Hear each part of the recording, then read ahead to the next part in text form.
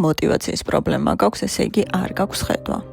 და თუ გონია რომ ხედვა გაქვს, მაგრამ მაინც მოტივაციის პრობლემა გაქვს, ანუ რაღაც იდეები გაქვს, მაგრამ მაინც ვერ მოქმედებ, მაშინ ჩათვალე რომ შენი იდეები საკმარისად დიდი არ არის, ან საკმარისად კარგად ნაგრძნობი არ გაქვს. აწიე ზღვარი შენი უფრო დიდზე გაშალეფრთები და უფრო დიდი ოცნების საშუალება მიეცი შენს თავს. ხანდახან გონია რომ რაღაცა ერთი ნაბიჯი წინ წასული არის ჩვენი შემდეგი ხედვა და ჩვენი შემდეგი მომავალი და არ შეიძლება რომ რაღაც ერთიანად დიდზე ვიფიქროთ. დაიდე დიდი ხედვა, რომელიც დიდ ენერგიას მოგცემს და გადადგი მერე ამ ხედვისკენ პატარა ყოველდღიური ნაბიჯები.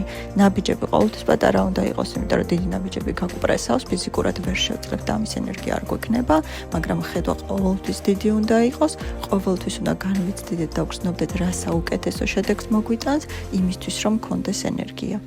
ანუ დიდი ხედვა, პატარა ნაბიჯები.